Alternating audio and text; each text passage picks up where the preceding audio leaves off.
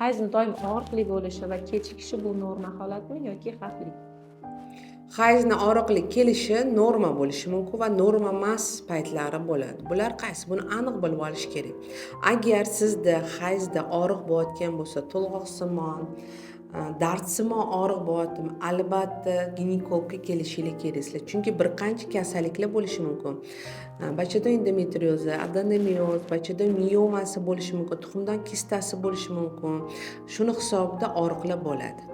Agar sizda normada qachon aytamiz, agar prostaglandin gormoni o'sha hayz paytida qonda ko'p ishlab chiqarilsa, prostaglandinga og'riq bo'lishi mumkin yoki bachadon zagibda qiyshayib turgan bo'lsa, o'sha tug'ma bo'ladi, shaklini o'zgartirgan bo'lsa, o'shanda ham kuchli og'riq bo'ladi. Bular norma hisoblanadi qanaqadir tarzda.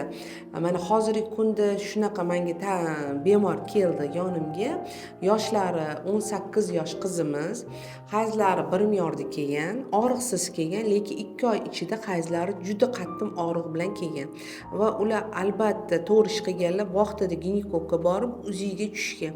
Uzida bachadon ichi submukozni, значит bachadonni endometri qavatida 1 santimetrli miyoma aniqlangan va ularga MRT kichik chanoq bo'shlig'ini qilish tavsiya qilingan.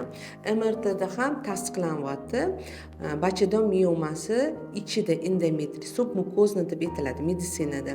Va ular menga murojaat qilib Instagramdan ko'rib, Sara Abdullayevna qizimda shuna holat 2 oy bularda og'riqli kelganligi uchun biza tushdik, mana shunaqa diagnoz qo'yishdi. Chunki ota-onasi bu narsaga ishonmayapti. Rostdanmi, yo'qmi, buni so'rdirish iloji bormi deb menga viloyatdan kelishyapti. Va bunday holatlar albatta achinarli. Va bu qiz bilan biz savol javob qilib, hayzi qachon og'riqli keldi, nimadan keyin keldi, hammasini so'rab surishtirildi. Va bu qizimizda kech uxlashlari, ko'p stress bo'lishi va qo'rquv juda ham ko'p ekan, vahima.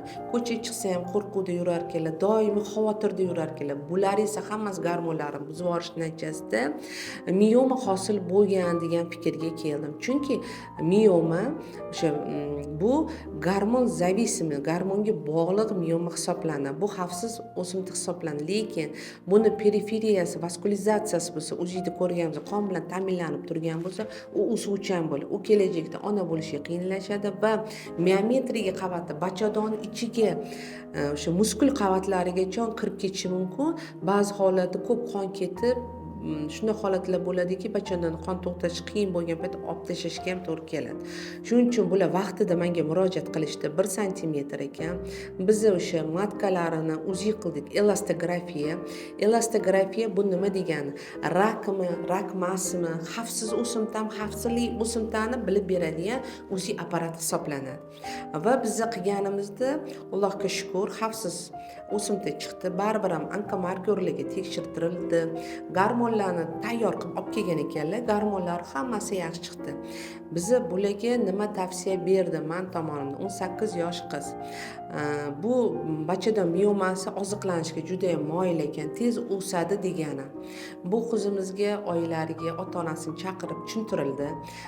Turmushga bergandan keyin yana menga olib kelib, agar u miyoma o'sayotgan bo'lsa, buni gistroskopiya qilib, bachadon ichi bo'shlig'iga kirib apparat bo'ladi, xuddi ruchka simon va ichida optika bo'ladi, kamerasi bo'ladi. Biz bo'shlig'ini ko'rib, o'sha miyomani bachadon ichidan olib tashlab va homiladorlikka tayyorlash rejasini tuzib berdim.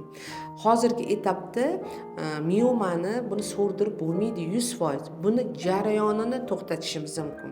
Bu jarayonni to'xtatish uchun bir qancha lecheniyalar, davolar yozib berdim, o'zlarining yoshlariga moslab va albatta uyquni me'yorlashtirish va stressdan yiroq yurish va bu vahima qo'rquvlarini bilan ishlash tavsiya qilindi.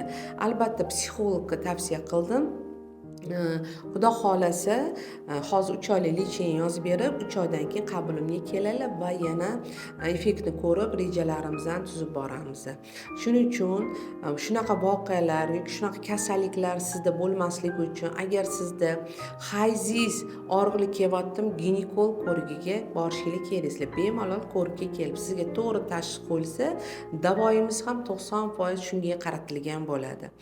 Agar hayz sikli kechikayotgan bo'ladigan bo'lsa, bu savolga to'xtaladigan bo'lsak, hayz kechikishi qachon norma hisoblanadi? Hayz sikli 21 kundan 37 kungacha kelsa, bu norma hisoblanadi.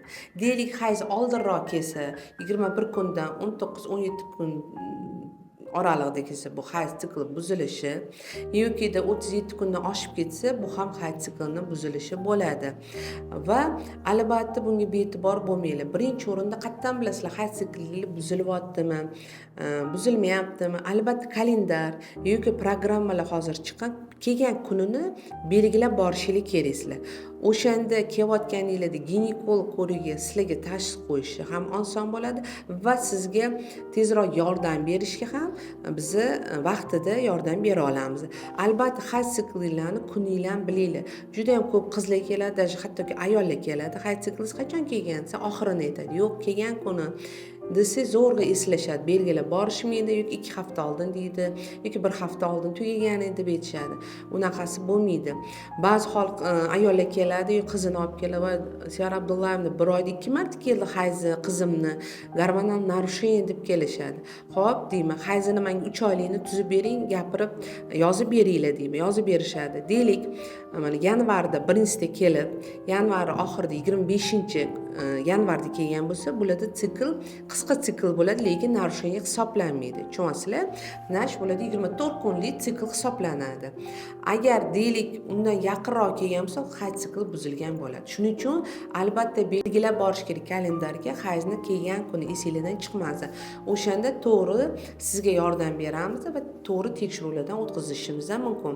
Shuning uchun hayz siklga juda ham e'tiborli bo'linglar. Agar hayzinglar normada kelib, yaxshi kelsa, bu sizlarning go'zalliginglar, keyinchalik ona bo'lishinglarga va siz chiroyli semirib ketmasligi uchun hayz siklinglar norma bo'lib kelishi kerak. Shunga juda ham e'tiborli bo'linglar. Agar sizlarda hayz siklda muammo bo'lsa yoki hayzinglar og'riqli kelayotgan bo'lsa, bemalol qabulimga kelishinglar mumkin. Bu muammolarni birgalikda hal qilishimiz mumkin.